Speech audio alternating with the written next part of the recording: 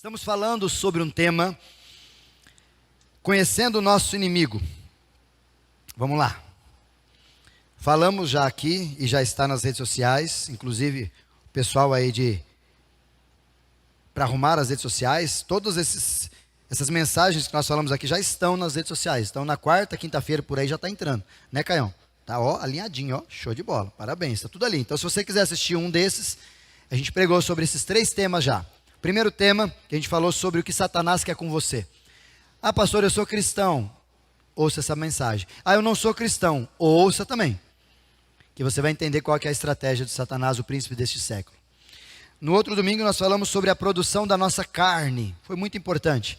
E uma das produções da nossa carne que nós falamos foi sobre ausência de perdão. Quando a gente não perdoa, nós estamos dando legalidade para Satanás fazer o que quiser com a gente.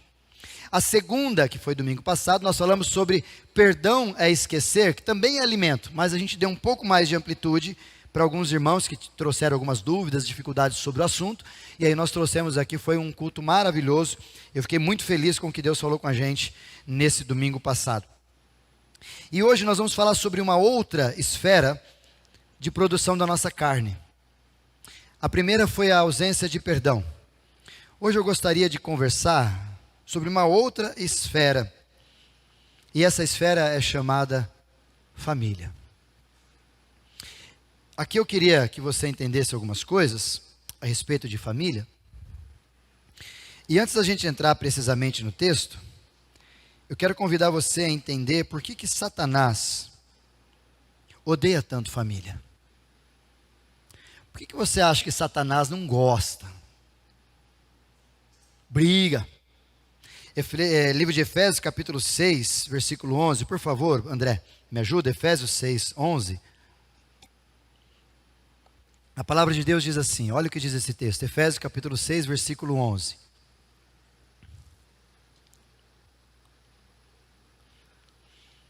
Vistam toda a armadura de Deus, para poderem ficar firmes contra as ciladas do diabo. 1 Pedro, capítulo 5, vai dizer para nós também que Satanás, o diabo, o nosso inimigo, está ao derredor, rugindo como leão, querendo pegar a quem possa tragar. Numa ideia muito clara, somando esse texto com 1 Pedro, a ideia é muito clara que há uma estratégia de Satanás, ele sempre desejoso, como um leão querendo comer, para aniquilar a gente. E ele faz algumas ciladas, como disse o apóstolo Paulo em Efésios. Algumas ciladas das quais a gente poderia chamar de armadilha, ou talvez de algumas sabotagens, para de alguma forma pegar a mim e a você. E nesse contexto de hoje, pegar a nossa família. E talvez a pergunta é, por que Satanás não gosta da família? Vou tentar esclarecer pela palavra aqui algumas coisas sobre isso, para você entender. Livro de João, capítulo 8, quando Jesus fala sobre o pai da mentira, versículo 44, André, por favor, João 8, 44, olha o que diz esse texto. Vocês pertencem ao pai de vocês, o diabo, e querem realizar o desejo dele. Ele foi homicida ou assassino desde os princípios, ou desde o princípio, e não se apegou à verdade, pois neste mesmo não há verdade alguma. Quando mente, fala da sua própria língua, pois é mentiroso e pai da mentira. Daqui já tira um desafio para você. Se você mente, teu pai é Satanás. Se você nem se incomoda por às vezes soltar uma mentirinha, teu pai é Satanás. E como alguns dizem para a gente, pastor, mentirinha boa. Se você acha que Satanás tem Satanás bom e Satanás ruim, é um campo espiritual seu. A Bíblia não te dá essa liberdade de dizer que existem mentiras boas. Mentira para o bem. Agora tem Satanás do bem. Aonde você achou isso? Segundo a própria palavra de Jesus, de baixo para cima, quem mente tem um pai, e o pai dele é Satanás. Subindo um pouco mais, este Satanás, ele é homicida, ele é assassino. O interesse de Satanás sempre é roubar, matar e destruir, é sempre acabar com a nossa vida, com a nossa história, com o que você tiver. Talvez assassino não fisicamente em alguns momentos, mas assassino emocionalmente te destruindo. Talvez não assassino emocionalmente e nem fisicamente, mas também tirando os teus sonhos, os teus desejos que projetam você e a mim a ter motivações para continuar a viver. Como essa semana, infelizmente, tive que fazer o velório do Davi. Meu querido Nilton talvez conheceu o Davi. O Davi é irmão do Cezão. 41 anos, esquizofrenia. Teve problemas psíquicos, inclusive envolvimento com drogas. E infelizmente, acabou falecendo nessa semana. Na terça para quarta-feira, fui para Botucatu, cedinho fazer o velório. E a mãe, Dona Margarete, dizia em alta voz na sua oração: o que aconteceu com meu filho? E a gente não percebe que, infelizmente, no coração dessa mãe, um pouquinho da motivação para continuar vivendo foi embora. E é assim que a gente vai. Quer conversar com alguém que tem os seus sonhos e desejos de continuar a vida e se esfriar? Conversa para quem é pai e mãe de drogado. Conversa com pai e mãe de pessoas que estão sofrendo psiquicamente.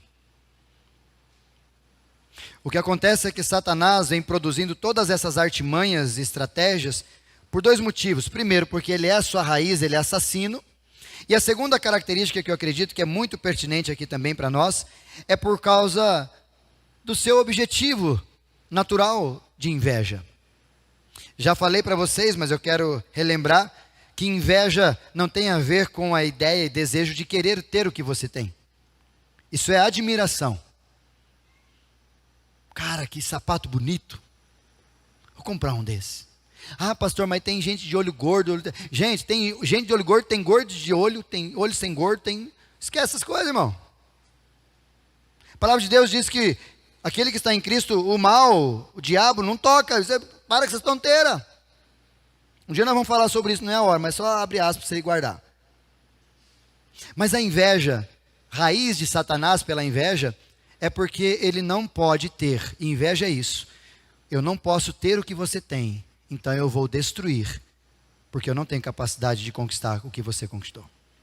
Satanás não pode ter filhos, porque é um anjo. Satanás não pode ter família, relacionar, chamar de meu bem, chamar de meu amor, sair à noite, e nem ter o privilégio de brigar e de consertar depois, numa noite maravilhosa. Não tem. Por não ter condição nem poder, o que ele faz? Se eu não posso ter, vocês também não terão. Por isso que você precisa entender um pouco da estratégia de Satanás. Ele é astuto, mas a história vai narrando as possibilidades e as formas dele agir. E uma das formas dele agir é nesse caminho onde ele tem brecha, mas onde ele tem canalizado todas as suas forças para destruir. E uma delas é a família. E não somente atacar família, não somente prejudicar família, mas o objetivo de Satanás não é acabar com a família cristã, é acabar com a família. Cristão, não cristã, não interessa. O objetivo dele é acabar com a família.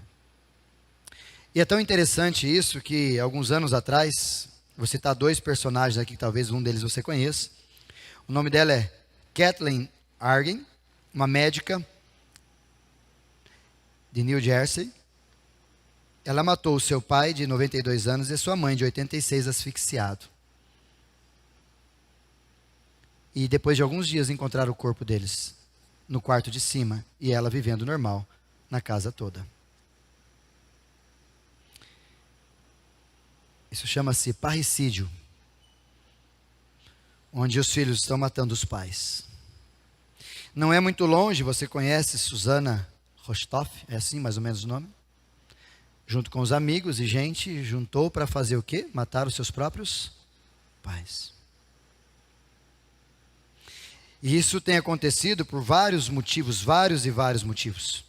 E não é pouco, infelizmente não são poucos os problemas familiares que estão se degladiando entre os filhos querendo matar os pais querendo matar os filhos.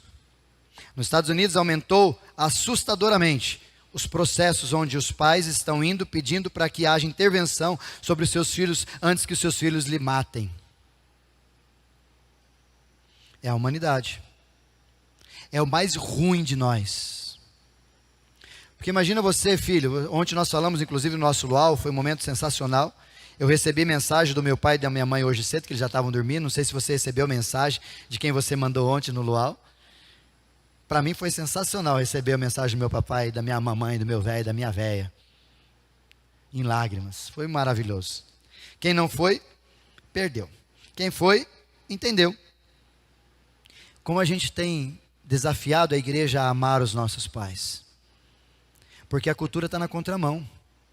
Se for necessário, eles matam os pais.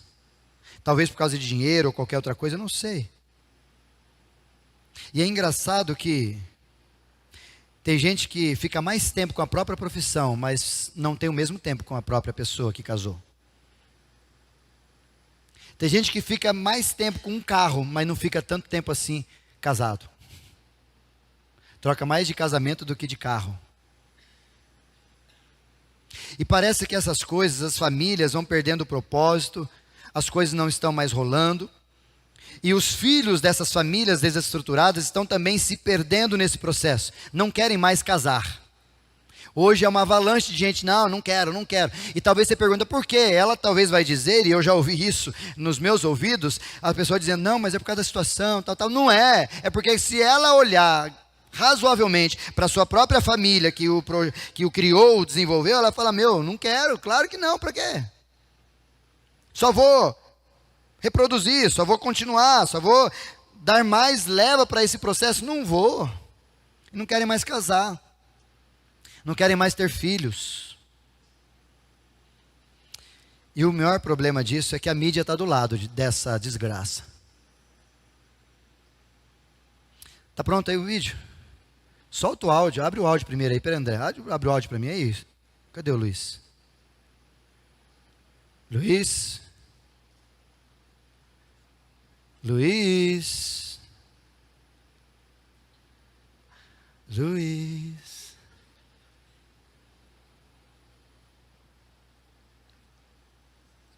Quero mostrar um vídeo para vocês.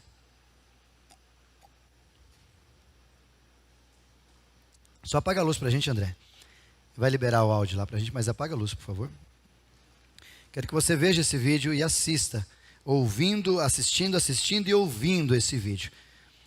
Por favor, Luiz, libera o áudio do vídeo, por favor. Vê se já está liberado. Já? Vai lá, André, vamos soltar. Está chegando não? Está chegando não. Espera aí um pouquinho, dá uma pausa aí. Dá uma pausa, André.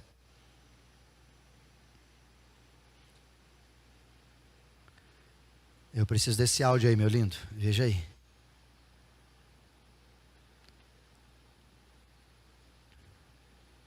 Tá certinho o áudio aí, André? No computador? Então deixa eu ver aqui.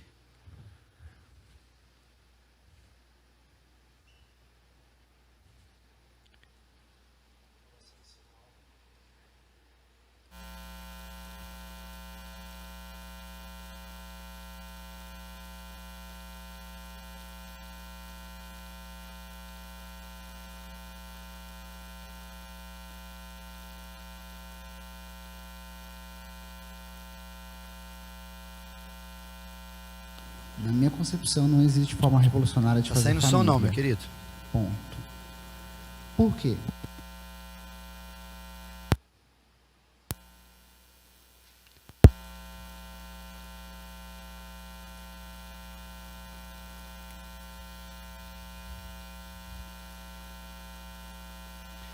Preciso desse vídeo, André, por favor, deixa na mão. Na minha concepção, não existe Tira o forma cabo, encaixa de revolucionária novo o fazer cabo aí. família. Vê se ele está funcionando aí, pelo menos.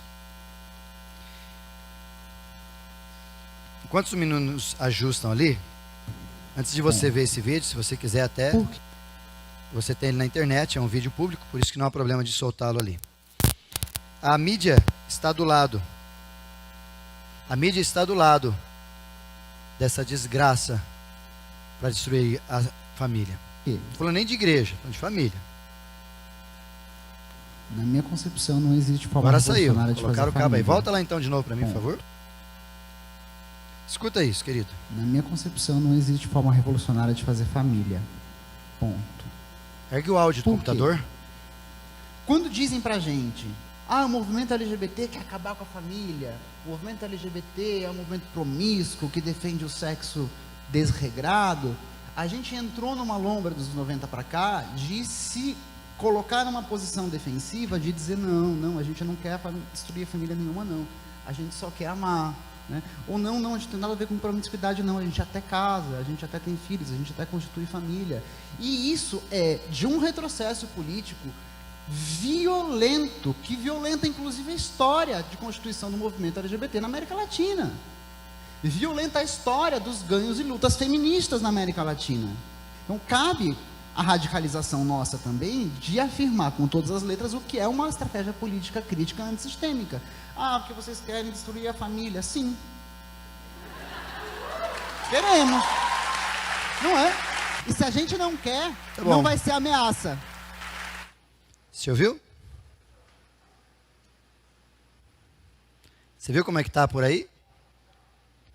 E a galera aplaude. Yes, é nóis. Você veio de uma família miserável. Mas deixando esse assunto para outro dia,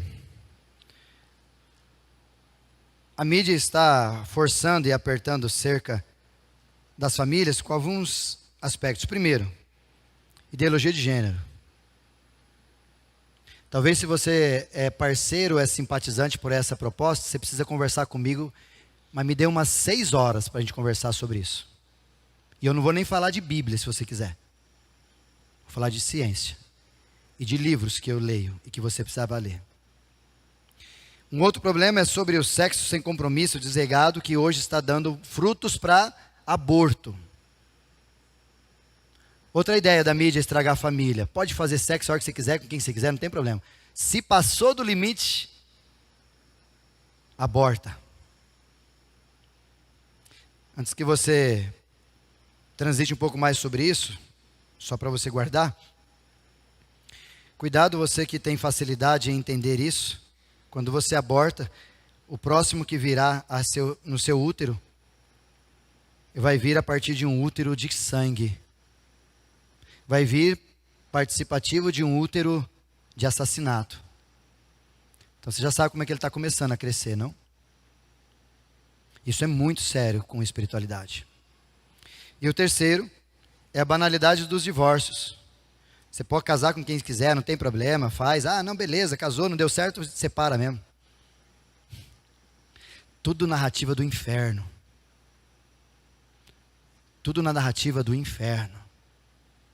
E você ouviu claramente a moça, não é montagem, não é nada, ela dizendo: vocês querem destruir a família? Sim, nós queremos. Porque isso aqui não vale mais nada. O que você tem não vale.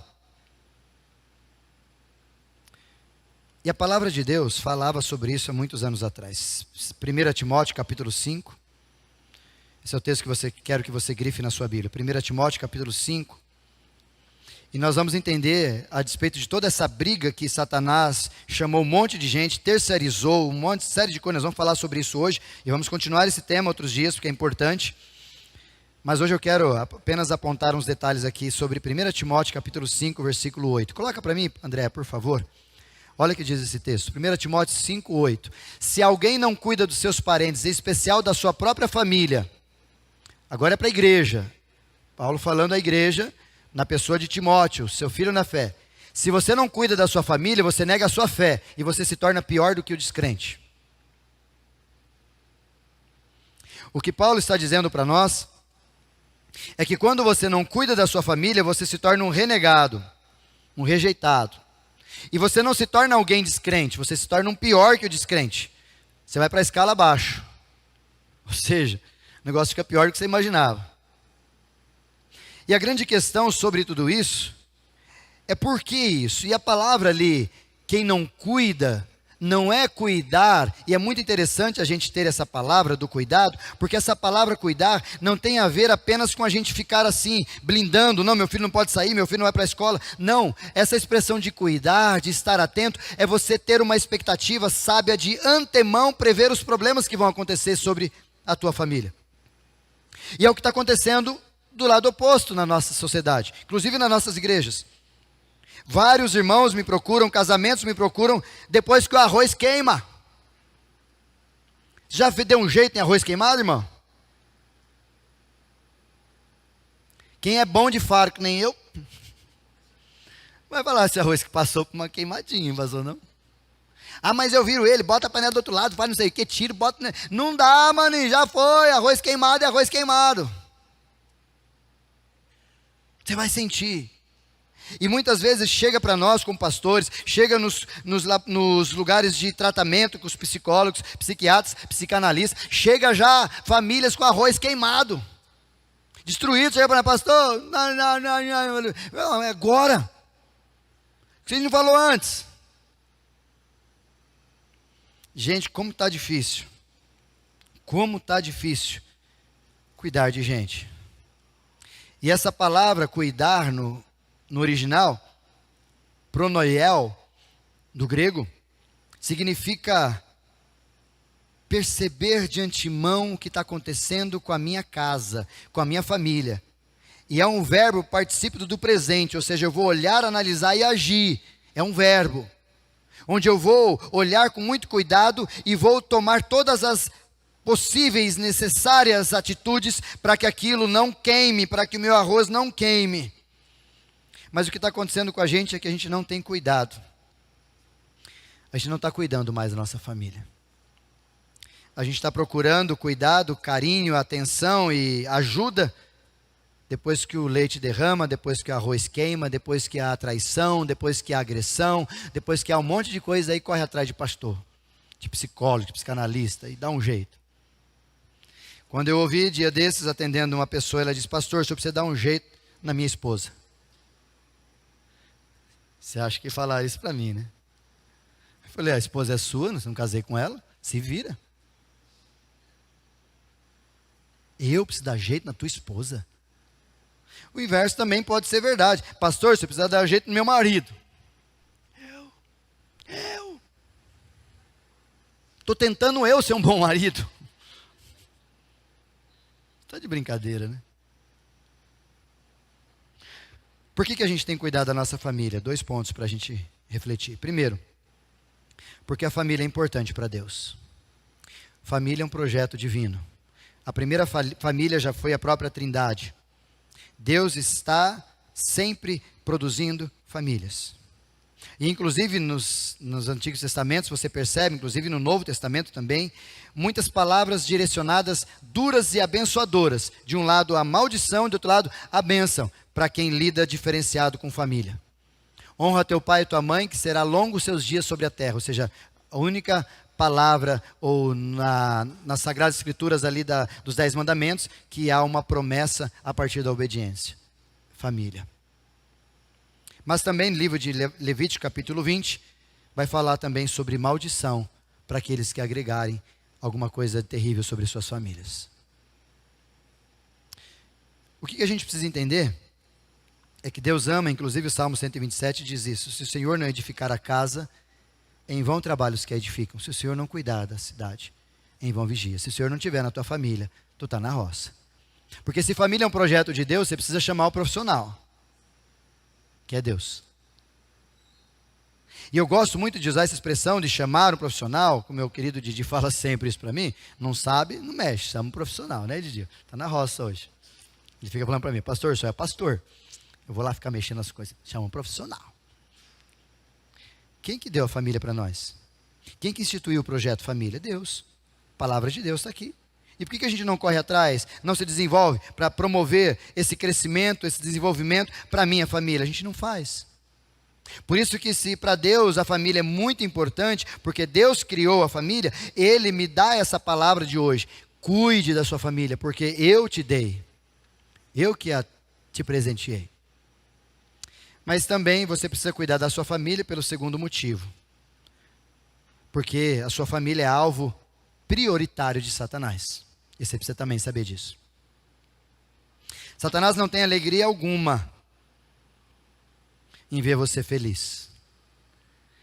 Primeiro casal que ele viu feliz, deu treta, Adão e Eva. Segunda família que ele viu feliz, Adão e Eva e os filhos, deu treta, assassinato. E assim a história vem se repetindo, se repetindo, se repetindo, por causa da ação influenciadora de Satanás, por causa das brechas que a gente tem, por causa dessas parcerias que as pessoas estão fazendo, mídias e qualquer outra coisa com Satanás, todos no objetivo de destruir famílias. E nós como igreja estamos fazendo o que a despeito disso? Está cuidando da tua família ou não? Por exemplo, você olha para a televisão, você que gosta de uma boa novelinha e dos programas diferenciados na TV, as novelas e os programas, todos eles estão cheios de famílias desestruturadas. Todos eles cheios de família com infidelidade, com adultério, e você ali torcendo para o bom ser ruim, para o ruim ser bom, para o bom ser legal, para o outro ficar com o outro. Não está nem aí se é marido, se não é, você está torcendo para alguém. Tudo infidelidade, você ali torcendo. Você vê na televisão rebeldia de filhos, e tudo é normal para eles. E você deixando a televisão adentrar com conceitos e ensinos na tua família, de forma muito clara. A pessoa foi me visitar esses dias em casa, ele perguntou, não tem televisão no quarto? Eu falei, não, aqui não tem televisão. Televisão só uma e na sala para nós assistimos juntos, não tem televisão em quarto. Estou dizendo para você não ter televisão no seu quarto. Estou dizendo que a televisão, o que vai ser transmitida dela, eu e minha esposa temos que saber o que está acontecendo lá. E às vezes você faz isso com os teus filhos. Da televisão, da internet, dá tudo e nem sabe o que eles estão assimilando. Aí depois chega um dia e briga com você e te mata asfixiado, você não sabe de onde veio. Melhor você dormir bem essa noite, melhor, com os olhos abertos, pelo menos um. Ou talvez nas suas amizades. Só se chega perto de gente que não tem pai, não tem mãe, não tem nada, famílias desestruturadas, não vê família como uma coisa boa, valores totalmente distorcidos, e você ali dizendo, é meus amigão, seu melhor amigo é um cara que odeia a família. Olha que legal. Olha que influência para a tua sociedade. Olha que influência para os seus valores. Vou repetir 2 textos. Provérbios diz, aquele que anda com sábio se torna sábio, aquele que anda com imbecil se torna imbecil, rapidamente. E Paulo diz aos Coríntios, capítulo 13, as más companhias corrompem os bons costumes, então toma cuidado. E por que também não dizer da escola? Família na escola é chacota, não existe mais estrutura familiar, pai e mãe. Se você disser que você tem pai e tem mãe na escola, fala, nossa, é raro isso, infelizmente. Não se tem mais dia de pai, dia de mãe, é dia de qualquer coisa, dia de alguém que cuida, daqui a pouco, perdão da palavra, Sandra, vai ser dia da tia da van. Porque é só a tia da van que cuida das crianças. Não tem pai, não tem mãe, não tem mais ninguém, é dia do tia da van. Vai colocar, por quê? Porque é a única coisa que a gente sabe do indivíduo. É a tia da van, a tia Sandra tem van, sei que precisando, aqui em São Manuel, contrate ela, né? Estou fazendo propaganda já, tá bom? Contrate a van. E nas igrejas? Não podia deixar de falar de nós. A gente não fala e não ouve pregar sobre família. A gente quer pregação boa. Ai, pastor, que Jesus é lindo. Lindo, lindo, lindo és. Aí quando o pastor vem e fala, vai cuidar da tua família, miserável. Fala, ai, pastor, está sendo duro. Eu estou lendo o texto. E na família da igreja também, a gente não só não fala, mas trata das coisas tudo errado. Ou seja, eu pego um texto da Bíblia e quero fazer a Bíblia se adaptar a mim. Como um dia desses, infelizmente, uma pessoa lá em Londrina, dia desses, modo de dizer, faz muitos anos, ela chegou para mim e falou, pastor, um amigo, já contei isso uma vez, estou apaixonado. Falei, uau, coisa boa. Bom, né, ter gente apaixonada. E os olhinhos brilhados. Lindo. Mas eu percebi que tinha uma coisa fora da casinha. Como eu disse para a pessoa esses dias aí, viu? O pastor não é tonto. E o papai fala com nós. Você não tem noção. Ah, pastor, você sabia disso? Ah, nós sabemos. Jesus conta para nós no segredo. Eu fico andando aqui, ó, contar um segredo. Aí eu fico orando por vocês aqui quando eu estou aqui. Não estou dizendo que eu relo na cadeira e... não é assim que funciona não, tá? Fique em paz. Mas quando eu estou orando por vocês, algumas coisas Jesus fala, tá feio o negócio. E esse rapaz chegou para mim, lá em Londrina, e ele falou, conversou que está apaixonado, e a pessoa também está apaixonada, aquela coisa ali. Eu falei, que legal. Aí antes dele encerrar, eu falei, mas tem alguma coisa estranha nessa conversa que parece que você não está querendo me dizer. O que que houve? Ele falou, não, mas é que ela ainda está casada.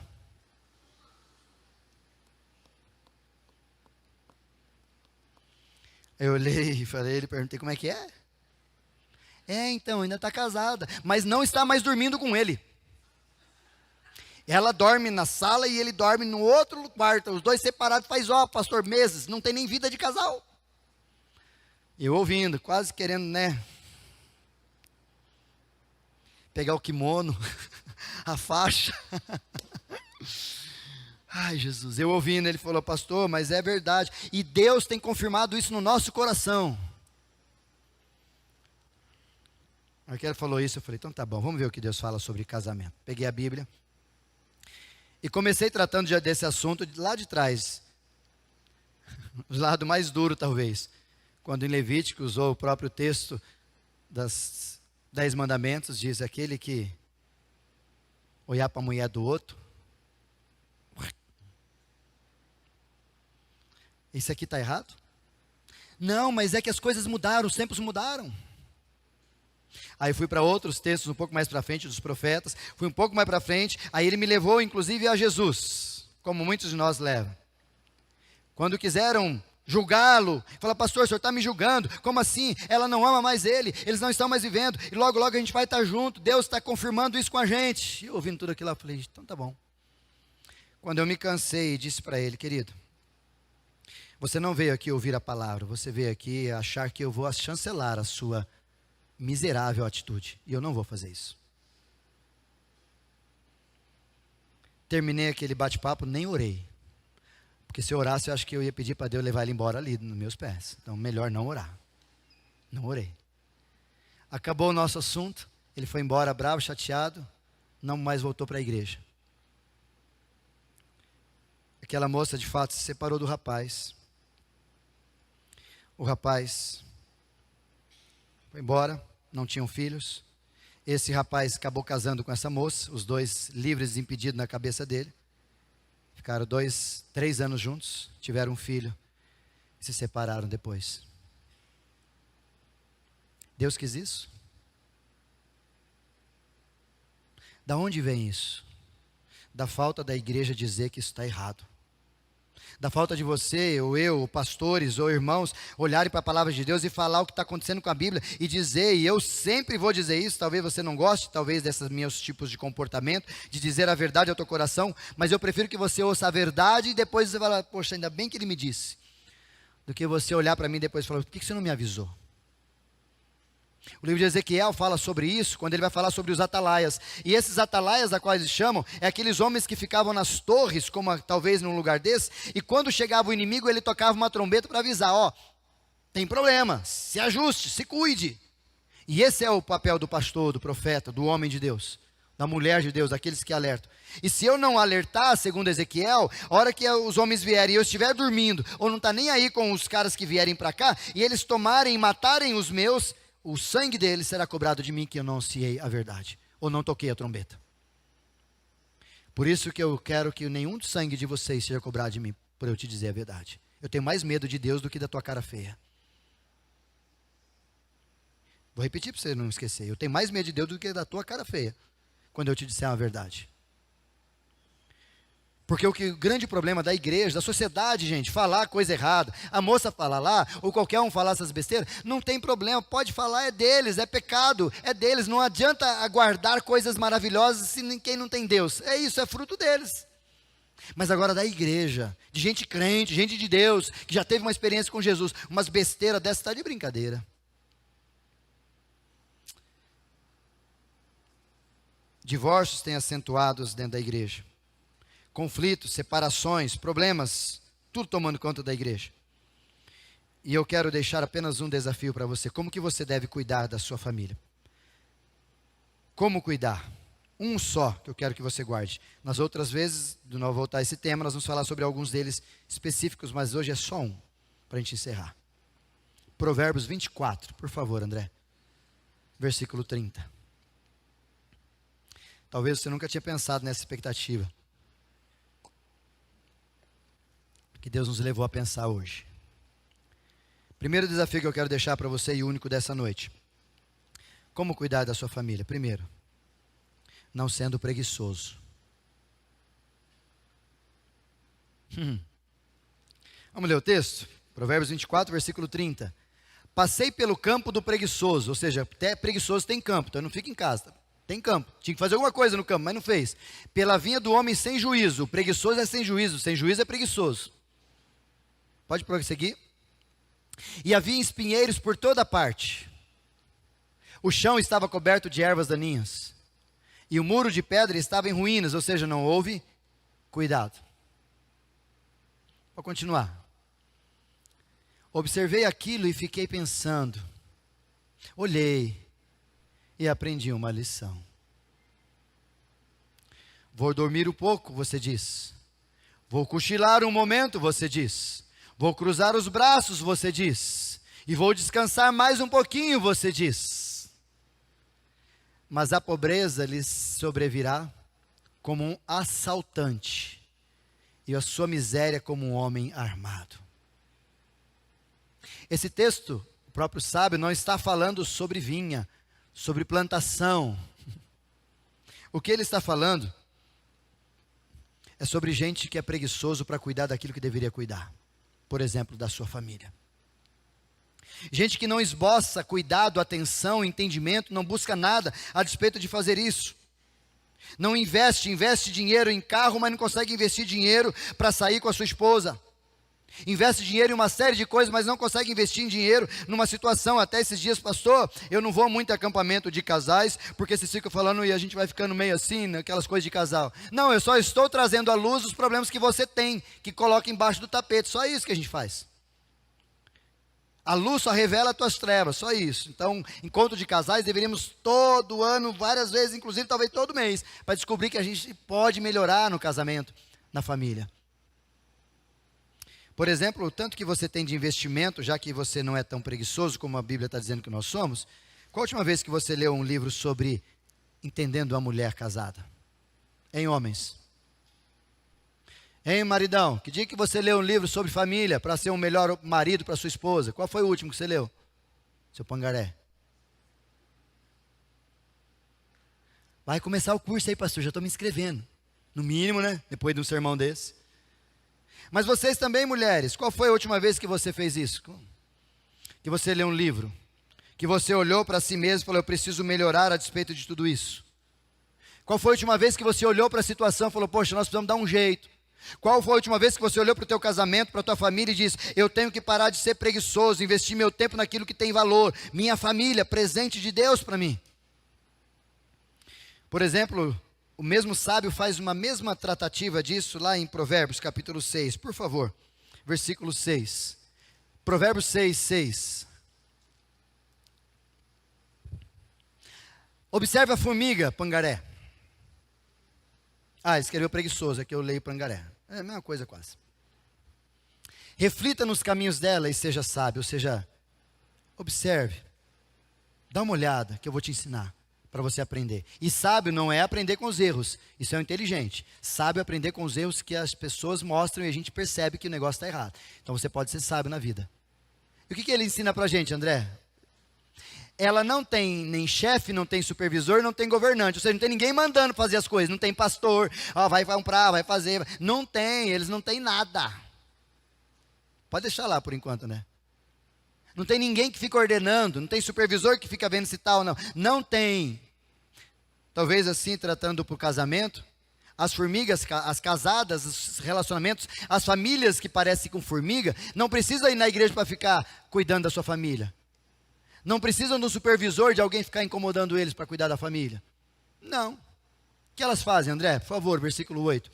E ainda assim elas armazenam suas provisões, no verão e na época da colheita juntam o alimento, ou seja, elas pensam lá na frente, elas antecipam. Parece que as formigas entenderam o que Paulo disse, pronoé, ou seja, cuide, antecipe dos problemas. As formigas fazem isso, olha aí, nós não. Perdemos para a formiga, nós estávamos a ganhar de quem? Versículo 9. Até quando vocês vão ficar aí deitados, seus preguiçosos?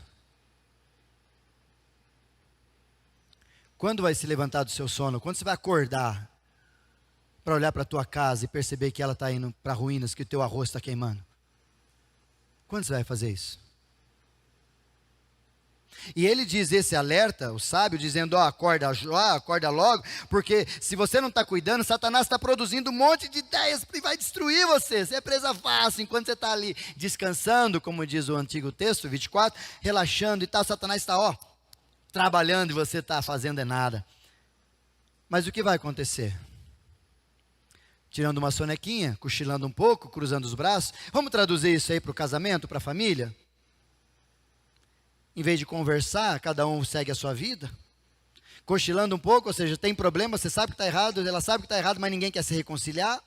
Cruzando os braços, porque já cansei, já parei, deixa assim mesmo, deixa o jeito que está. Cruzando os braços, acostuma com o problema. É tudo isso, está se adaptando para a sua família? É assim que está dizendo o texto.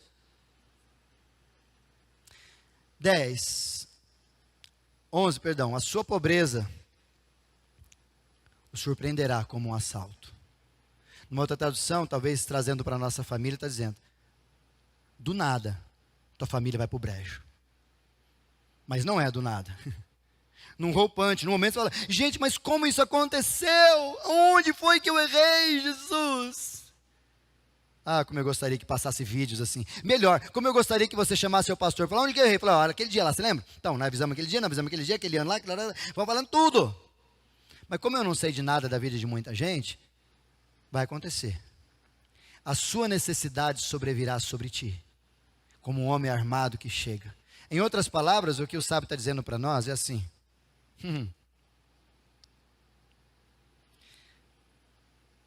Não cuida da sua família não, preguiçoso, que a conta vai chegar. E a conta da vida é igual cartão de crédito. Vem com um juro que você não tem noção.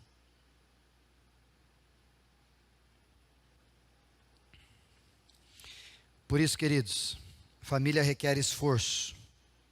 Família é caro, dá trabalho. Mas vale a pena. E a igreja tem que fazer essa diferença. Segundo, família requer tempo. Dá trabalho, mas precisa. Tenha tempo para a sua família, para os seus filhos, para a sua esposa, para o seu esposo. Isso é cuidar. Cuidar não é subjetivo, cuidar é prática, é atitude. E a pergunta que eu quero que você guarde é: a sua família pode contar com você sendo o protetor dela ou não? E eu não estou dizendo para os homens, estou dizendo para os dois, homem e mulher, o casal.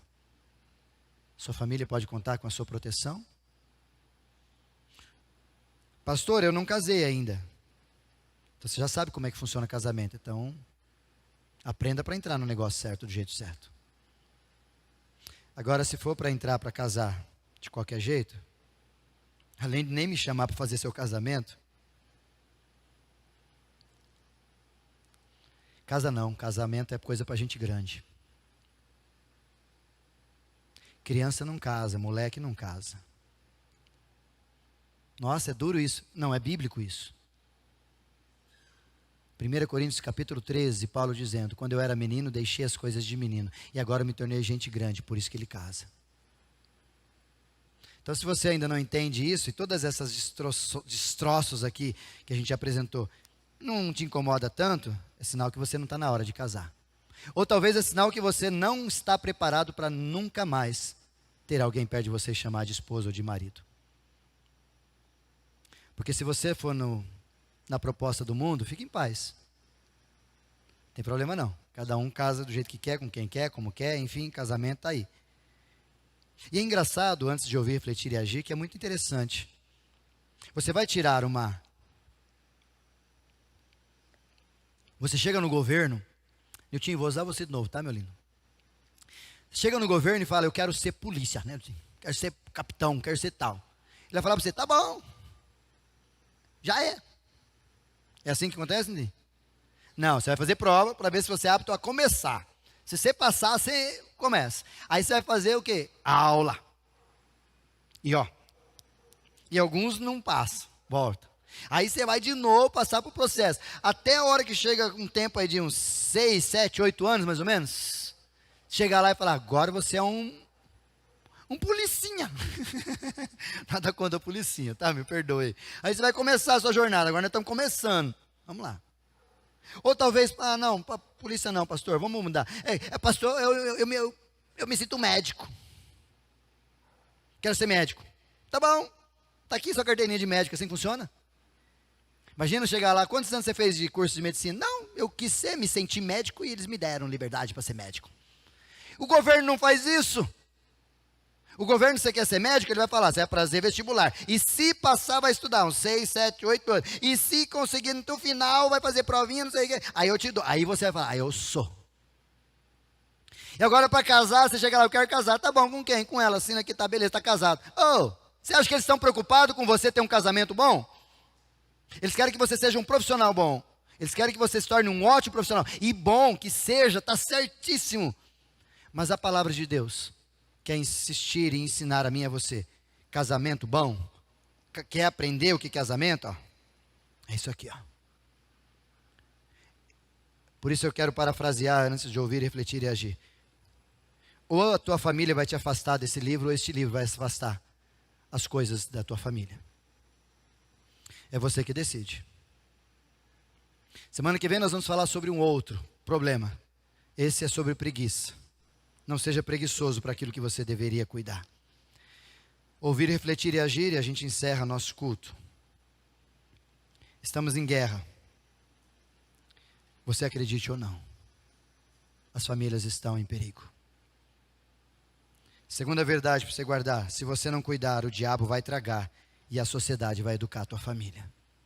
Então, se eu fosse você, cuidava dos seus. Antes que seguem os anos os quais dirás, não tenho prazer na minha família. Eclesiastes capítulo 12. Tome a decisão hoje. Para de procrastinar. Para de ser preguiçoso. Cuide da sua família. Começa hoje. Porque pode ser que ainda dê tempo. Como eu sempre digo, eu não acredito em famílias restauradas.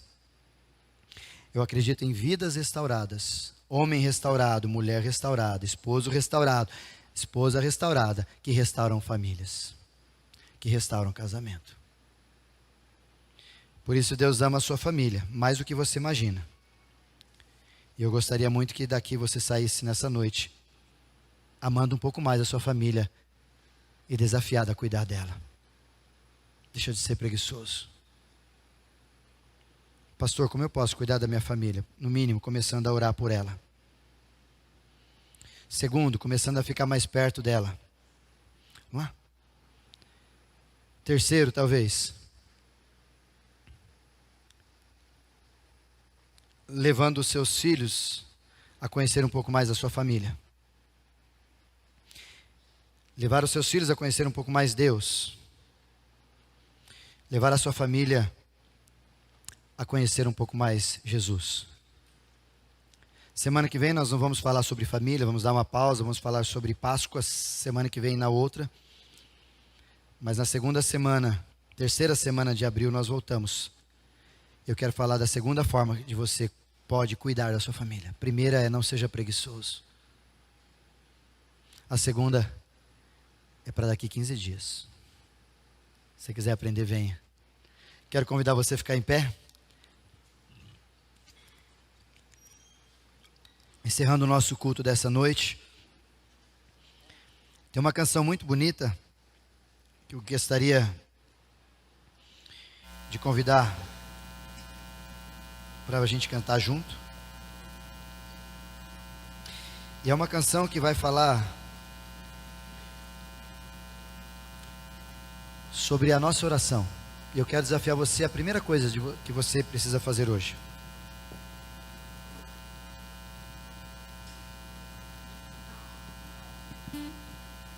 É orar pela sua família. O primeiro desafio que eu quero deixar para você: comece bem. E a pergunta que eu lhe faço: